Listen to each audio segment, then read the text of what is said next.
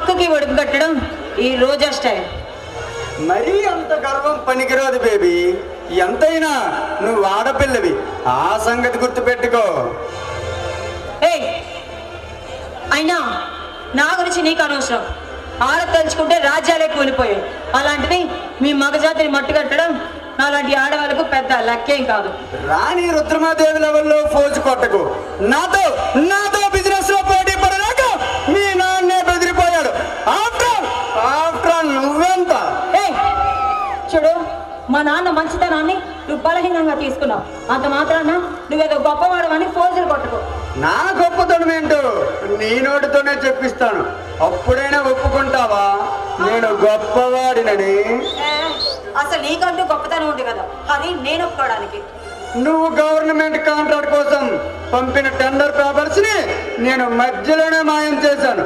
అది గొప్పతనం కాదా? అది గొప్పతనం ముమ్మాటికి కాదు. అది అది కుట్ర కుతంత్రం. అదే ఈనాటి వ్యాపార తంత్రం. ఆనాడు బిజినెస్ చేసి లక్షల కోట్లు సంపాదించిన వాళ్ళంతా నిజాయితీగా సంపాదించిందేనంటావా? చూడు, వ్యాపారం పేరుతో అవినీతిని ఆశ్రమించిన నీలాంటి వాళ్ళు కొంతమంది ఉంటారు. అంత మాత్రాన అందులో అలాంటి వాళ్ళు అనుకోవడం నీ పొరపాటు. రోజా, ఇప్పటికైనా మించిపోయిందేమీ లేదు.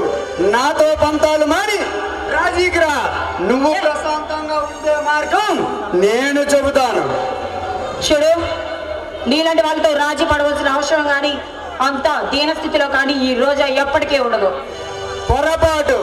నేను రాక్షసుని కాదు, రసికుణ్ణి. నీ అందాన్ని, నీ ఆస్తిని నా సొంతం చేయి. నువ్వు నా అర్ధాంగిగా మారు. నీ అందాన్ని లాలిస్తాను, నీ ఆస్తిని పరిపాలిస్తాను. మాటలు జాగ్రత్తగా రాని, లేదా మర్యాద దక్కదు. నీ పొగరు, నీ ఫిగరు చూస్తుంటే మాటలేం కర్మ, మంచమే చేరాలనిపిస్తుంది. పిచ్చి పిచ్చిగా వాగితే చంప చెల్లుమంటుంది. మర్యాదగా చెప్తున్నాను, ఇక్కడ నుంచి బయటికి వెళ్ళు. వెళతాను, కానీ వెళ్ళే ముందు ఒక్క మాట. నువ్వెప్పటికైనా ఓడిపోయి నా సొంతం కావాలి. ఆ సంగతి గుర్తు పెట్టుకో. ఈ రోజాకి విజయమే గాని అప్పజయ్య ఈ చరిత్రలో ఉండదు. మైండ్